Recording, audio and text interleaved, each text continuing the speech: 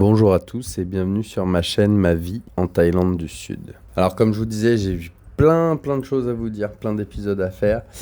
Donc je vais commencer par le National Park. Le National Park, parce qu'on entend beaucoup de choses à propos du National Park, beaucoup tout et n'importe quoi. Donc c'est pour ça que je voulais vous faire un petit épisode qui servira aussi d'interlude à un des documentaires qu'on est en train de faire. Enfin, c'est une petite série documentaire et on va attaquer avec le National Park. Parce que comme vous le savez déjà, vous payez les taxes du parc national en tant qu'étranger plus cher que les locaux. Dans certains endroits, ça va jusqu'à presque 15 euros l'entrée du parc national. Donc voilà, il y a beaucoup de gens qui se posent la question, voilà, c'est bien beau, on paye, mais quand on vient, il y a des déchets, il y a des machins. En gros, énormément de gens se plaignaient du fait que on voit qu'on paye, mais on voit pas pourquoi on paye. Donc ça va être un gros sujet et on va vous montrer comment est réparti l'argent, comment est redistribué l'argent, parce que c'est vraiment très intéressant. Et c'est surtout comment elle est utilisée aujourd'hui à très bon escient pour pouvoir vraiment protéger la nature, les écosystèmes et la mer d'Andaman. Donc à venir, il y aura aussi un très bel épisode, je vais en faire un podcast, ce sera aussi dans le documentaire, il y aura pas mal de choses là-dessus. Il y a des chances qu'il y ait des choses qui se disent dans le podcast qui ne soient pas dans le documentaire et vice-versa. Donc je vous conseille de voir les deux. De toute façon, je vous tiendrai au courant quand ça sort. Donc j'ai rencontré un Français qui travaille sur la région de Krabi, qui a monté une association qui s'appelle Green Guardian et actuellement qui fait des prélèvements d'eau pour vérifier donc les quantités de bactéries et de rejets qu'il y a dans les zones de Ao Nang, Noparat et Ao Namao. Donc c'était très intéressant de le suivre sur les relevés et les analyses. Ça fera partie du reportage, c'est une première partie. Je l'ai également suivi sur une opération avec le National Park de sensibilisation aux tours en bateau et aux capitaines de bateau sur les règles du National Park qu'il faut absolument faire respecter. C'était aussi intéressant de voir, j'ai pu observer, vous voyez, c'est comme si un peu la police allait dans un quartier sensible en France et distribuait des papiers en disant pourquoi c'est pas bien la drogue et pourquoi faut respecter les règles, etc. Donc vous imaginez les jeunes de quartier dans quel état d'esprit ils accueilleraient les policiers ou leur discours. Et c'est un peu ce climat que j'ai ressenti en mode, il y a vraiment un manque de communication entre les tours en bateau, les capitaines et le parc national. On sent vraiment que pour les tours en bateau, c'est le parc national, ils sont là pour les faire chier. Et d'un autre côté, le parc national, ils essayent vraiment de faire leur mieux sans trop faire chier les tours en bateau. Et c'est vrai que c'est très dur de trouver une balance, un juste milieu, quand on sait que beaucoup de choses devraient être faites par le parc national ou la police marine ou les compagnies de tours en bateau et que souvent ça se renvoie à la balle pour justement pas le faire. Donc j'ai rencontré des gens du National Park qui sont tout simplement incroyables. Du petit ranger qui gagne 160, 170 euros par mois et qui fait son travail avec beaucoup d'entrain, beaucoup de passion. Il y aura ce profil de ce petit gars du National Park. Il sera aussi dans le reportage, dans le documentaire. C'est quelqu'un qui m'a touché de par le fait qu'il s'est investi par l'amour, je dirais pas de son pays en tant que patriote, mais l'amour de là où il est né, Koh Phi Phi, et vraiment il a l'amour de protéger cet endroit qui est magnifique, on va pas se mentir, qui est vraiment une pépite, et qui est passionné de requins à pointe noire. Donc quand ils ont protégé la baie pour en faire une nurserie, lui ça a été un régal pour lui et il en fait profiter tout le monde. Voilà, c'est le genre de personne qu'on veut montrer. Après il y a encore plein d'autres, on dirait des néviciles, les mecs ils sont tous les jours dehors, tous les jours sur leur Zodiac, tous les jours au fond de l'eau, à sortir des filets, à sortir des bouées, à sortir des pneus. Je sais pas comment vous décrire le fait que ces gens-là, ils gagnent rien. Ils gagnent vraiment rien comparé à ce qu'ils font et l'importance qu'ils ont. Et pourtant, tous les jours, qu'il pleuve, qu'il vente, qu'il neige, ils font leur truc.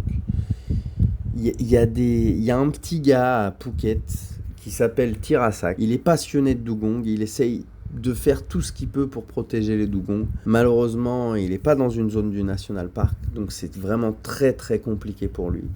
Et toutes les semaines, il en voit un, donc découpé par un speedboat, tamponné par un jet ski. Ce genre de problème qui chaque année décime les dugongs en Thaïlande. Et on arrive là à une phase critique où si on ne réagit pas et qu'on ne les protège pas un peu plus, on risque de les voir disparaître. Il y a énormément de gens qui sont actifs, qui font partie du parc national, qui travaillent avec le parc national ou qui sont plus ou moins rattachés au parc national.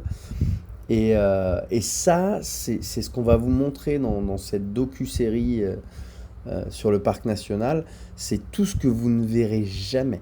Mais à chaque fois que vous mettez 1 centime dans un parc national, sachez que vous contribuez à ça, à cette protection. En Thaïlande, il y a énormément de parcs nationaux. Il y a même des parcs nationaux qui ne sont pas accessibles. Donc vous avez juste des rangers qui protègent les parcs nationaux d'éventuels braconniers, etc.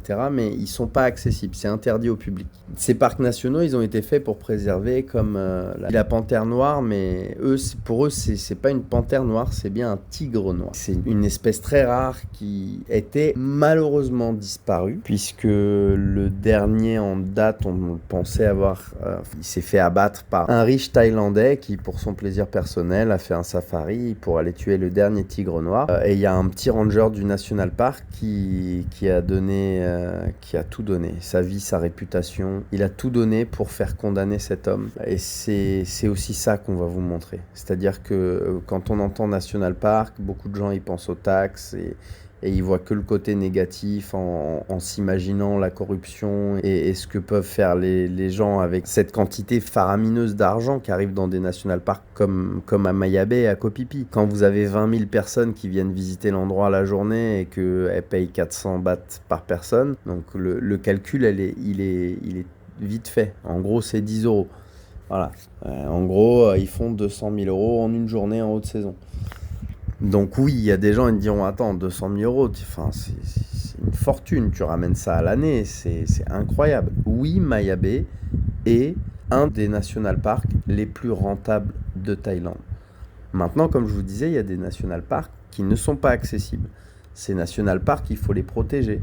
Il faut payer les rangers, il faut payer les infrastructures, il faut payer éventuellement l'électricité, l'eau.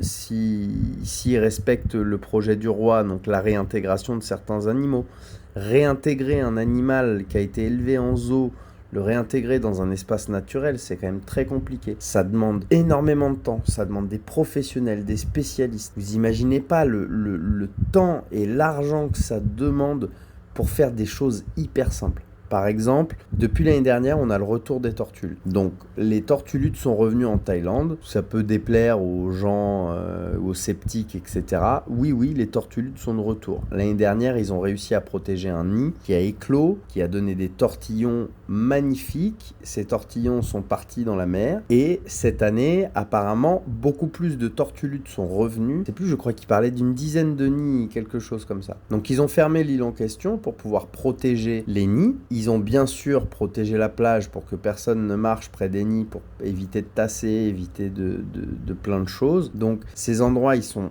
fermés et protégés par des équipes du National Park qui se sont mis en place, qui filment avec des drones thermiques, avec des drones infrarouges pour pouvoir, sans perturber la nature, pour pouvoir observer ce qui se passe. Voilà, donc si tout va bien, l'éclosion se passera en mars. Normalement, on est invité, donc je vais pouvoir prendre des belles photos et ça fera partie d'un des épisodes de la série de reportages où vous pourrez voir donc le travail minutieux qui a été fait, ce qui a été... Voilà, il y a des gens, on est obligé de faire venir des professionnels, il faut payer les bateaux, il faut payer les endroits où ils dorment, il faut payer le matériel.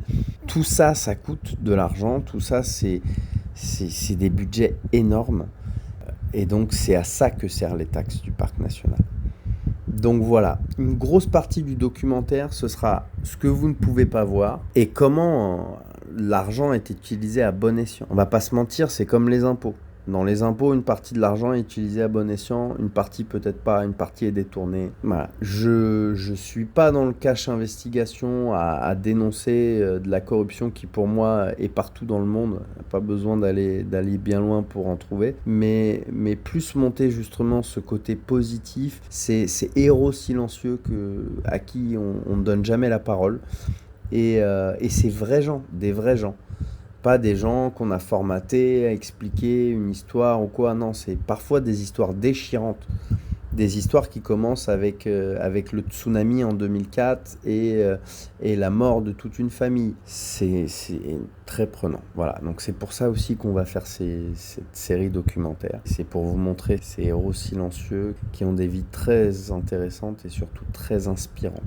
Voilà. J'ai découvert tellement de choses et j'en découvre tous les jours. Pour vous dire, là, dimanche, là, on a programmé un nettoyage des plages, donc avec plusieurs associations, le National Park et certains tours en bateau.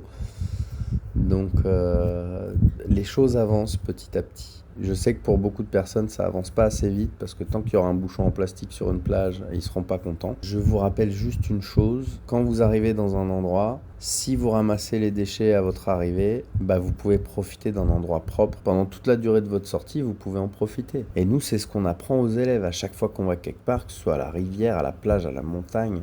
On arrive, on sort les sacs poubelles, hop, et on nettoie. Comme ça, on peut s'asseoir dans le sable, on peut en profiter. Donc je sais qu'il y a beaucoup de gens qui disent ouais, mais bon, il y a des poubelles nulle part. Arrêtez avec ces réflexions. Mettre des poubelles, c'est pas une solution. Parce que mettre des poubelles, c'est bien beau, mais qui vient les ramasser? Encore une fois, donc oui, on peut mettre des poubelles partout, mais à un moment donné, si personne les ramasse, le problème reste le même. Donc s'il vous plaît, je vous demande pas de ramasser tous les déchets de la plage, parce que ça c'est pas quelque chose qu'on demande. C'est quelque chose qui se fait au volontariat, mais sentez-vous responsable, même si c'est pas vous qui avez jeté, que si tout le monde à son arrivée sur une plage nettoyait les déchets dans son petit coin là, il y aurait beaucoup moins souvent de déchets, voire quasiment plus jamais. C'est un travail collectif. Et c'est une question de respect. Donc après, il y a des gens qui vont me dire « Ouais, mais les locaux, ils sont dégueulasses, c'est eux qui jettent les poubelles, etc. » Mais c'est pareil, on n'est pas là pour montrer du doigt qui jette les poubelles. C'est pas parce que les gens manquent d'éducation sur ce sujet que c'est des pauvres cons ou... Faut arrêter d'être dans le jugement. À un moment donné, c'est quand même beaucoup plus simple de ramasser et de voir un endroit propre que de se dire ouais non ça me regarde pas, c'est pas moi qui l'ai jeté, c'est pas moi qui ai fait ci, c'est pas moi qui ai fait ça. À un moment donné on n'avancera plus. Vivre ensemble c'est aussi ça. Et je vais vous dire un truc, les locaux quand ils vous voient nettoyer en général ils se sentent honteux et souvent ils viennent vous aider, vous donnent des sacs ou ils vont vous offrir à boire, etc. Et ils vont avoir une attitude vraiment de gratitude envers vous parce qu'ils vont se dire ouais vous êtes venu en vacances et en plus vous nettoyez. C'est un petit geste mais pour la planète ça veut dire beaucoup. Et c'est grâce à ce genre de petits gestes qu'on peut aider le National Park et qu'on peut aider les dugongs à survivre. Alors, je sais pas, les dugongs c'est des lamantins, je sais pas si vous connaissez, si vous appréciez ou pas. Mais je vous conseille d'aller jeter un petit coup d'œil sur la tête. On les appelle les vaches de mer. C'est vraiment adorable. Donc, à l'heure actuelle, il n'y en a plus beaucoup. Donc, il n'y a pas de sortie avec les dugongs possible en Thaïlande. On se bat tous les jours pour essayer de les protéger au mieux, pour pouvoir justement avoir ce genre de propositions touristiques à l'avenir. Pouvoir aller avec les dauphins, avec les dugongs, les lamantins, avoir plus d'interaction avec la nature sans la déranger, mais pouvoir en profiter pleinement. Plus on protège de zones et plus on peut observer la nature dans toute sa splendeur. Je vous remercie de m'avoir écouté. À bientôt.